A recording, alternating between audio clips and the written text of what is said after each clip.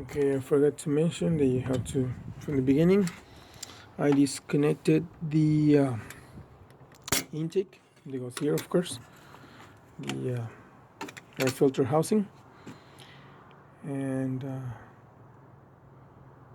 the mass airflow sensor. Also disconnected this wire. Disconnected the harness to the transmission. But anyways, when you take out the housing, you probably have to battle it out a little bit because it has this little things, and it has this little. Let me put the light on it. It has this little kind of like a clip. Doesn't let it come out. And it has three. One right there, one right there. Okay, one right there. Take this out first. As you're draining the fluid, you take those out while the fluid is being drained. Also, you can remove the starter motor. Okay, but before you remove the starter motor, you have to disconnect the battery. And also, then once you have this area clear, then you can undo this. Also, the cable that goes here, it's a little bit tricky. It has this little thing that will not let it come out. So what I did, I pinched it a little bit on the side, and on the other side too. You can use one of those C-clamp pliers or whatever. What I did is with a screwdriver, pushed it out, and then it comes right out. It goes right in there. Let me touch it. Right in here. Okay, on my finger license, you can see a little groove on that, on this thing. Okay, the little dark spot. Okay, and to take it out of here, also, I put a screwdriver through this little square, push it out to let it come out, because otherwise you're gonna have a hard time. It's not that easy. They break. In this case, this one broke, but it keeps it in place. It will stay in place. Anyways, then if you want to undo this hose, I don't plan on taking it out. You can take the hose out. It's for the lower radiator hose. Anything that gets in your way, man, try to take it out of there. Also, what else? Am I forgetting something? I'm not really good explaining. Okay. Anyway, so here we go. Hope what I'm doing helps you. Okay. And you have this. You have the opportunity to fix it yourself, and if you don't have the money, because it's quite some money that they will charge you for this. Okay. Here we go. Okay, here we go. I am underneath the car right now, and these are the two bolts that I mentioned, two black ones. I loosened them up a little bit, then I will take it off with a little drill that I have, and there is the other one right there. Excuse the angle, it's just a little bit hard to see it. And normally I put my hand and touch it, and then I kind of have an idea what it looks like, and then I go from there. And it should be another one right here. Alright, I'm touching it right there. Okay, 13 millimeters. I'm gonna take out the first one on the top, then I'll loosen this up, so that will give me access to another bolt that goes way on the back behind this plate, which we can see one that I mentioned earlier right here. It's hard to see the light right there, and the other one is above this one, and it's hard to reach it, so I use extensions and everything. And let me see how I get. Let me see if I can hold the camera in one hand, or in this case my phone. I'm using my phone. And I put a piece of tape on my swivel connector so to keep it from flopping around. As you can see, it's a little beat up. I use it a lot. And have my trusty 12 volt Craftsman. I paid $56 for this thing, and it's supposed to be only like, I don't remember, 40 foot-pounds or 80 foot-pounds. I don't remember. But anyways, this thing is I use it a lot for anything. It's much quicker than, it has a better response. So let me show you another one. It has a better response than this. Universal Rand. I like this one too. I use it in hard to reach areas, but I'm not promoting the tools. I'm just showing you that tool, the Universal Rand. I got it from another mechanic that he gave it to me. Owed me some money. He gave me that, a toolbox, and a bunch of other things. Anyways, I'm gonna use this one.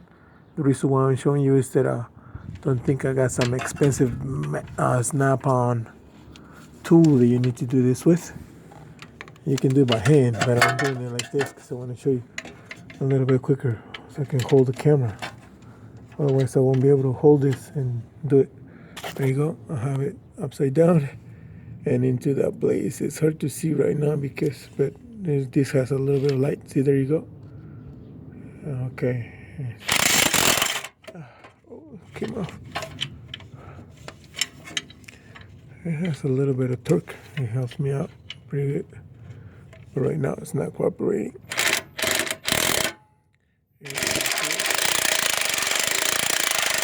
I'm going a little slow.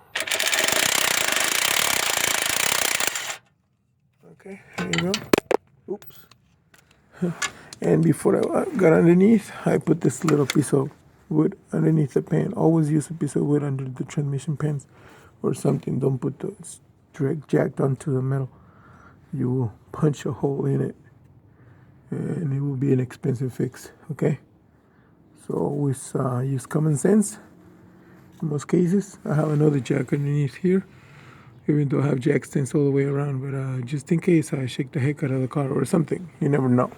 Okay, like they say, you can never be too careful, but anyways, I'll do it. And for the other one, I will use the air ratchet. Okay, let me put the camera down just for a little bit.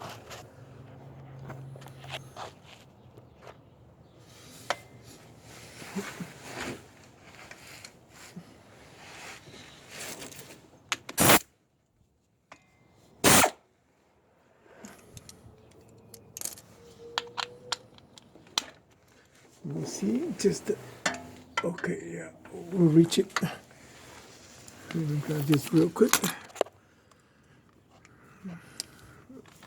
I'm trying to take out the socket with my hand. It's not fun.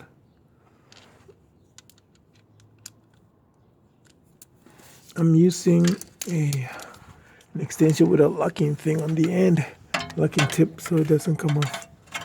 Watch out, because this one is kind of tight, so it might shake.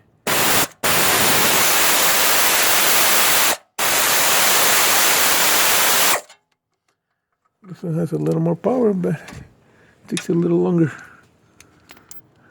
Electric motors are faster, but I can't complain. Okay, let me see if I can loosen this up with my ratchet.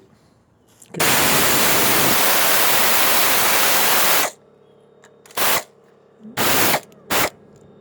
Can't even reach it. What? Let me see if I can do. Okay. Oh, forgot to mention this is a smaller size. No wonder. Okay, let me grab a different one. I'm gonna put the camera down. I'll be back. Okay, let me put it this way. Hopefully you can see what I'm doing. Like I said, I'm sorry. I apologize for having bad angles on this thing.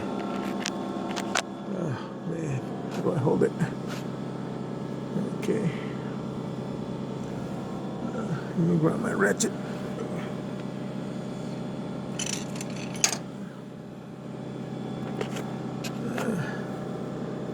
First time doing this whole video thing, and I hope I'm just doing it to help people. Okay, loosen that up right there. Well, completely, almost was completely loose. It's not out, but it's almost out. I'm gonna take the other one. For that one, you need a swivel, an extension, and boom. Okay, make it.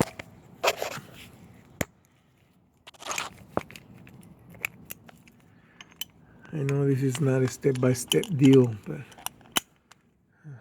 I'm doing my best as I get experience on filming and explaining. Okay, so I put it in there for the lower bolt. There you go. You can see that shiny thing. There you go. And if I want to take it out faster, I use that ratchet. And that's it. Okay.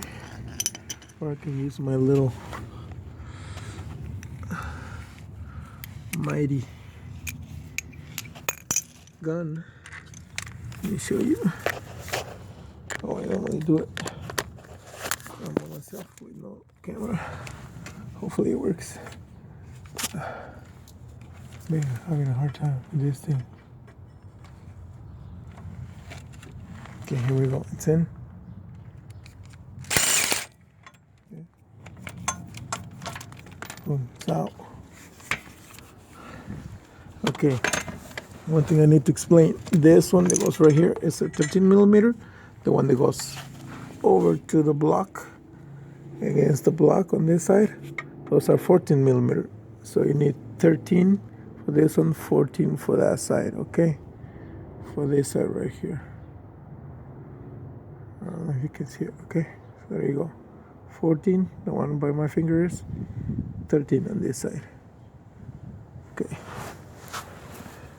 It's not that difficult, it's just need a little bit of patience, I guess. Let me see if I can do it from here with this thing. Man, can't reach it. Okay. I do it by hand. Sometimes I do it by hand. If I can do it, anybody can do it. Okay. It's another one all the way on top. So I can reach it. Okay. It's one more bolt right there. Can you see it? Yeah, right in there. And it's in the bracket and the exhaust. I will use an extension with the swivel head. Or you know what? I will use this. Let me show you this. If you have something with a long handle, you can probably put it in there and manage to pull it out. Okay? I'm gonna do it right now.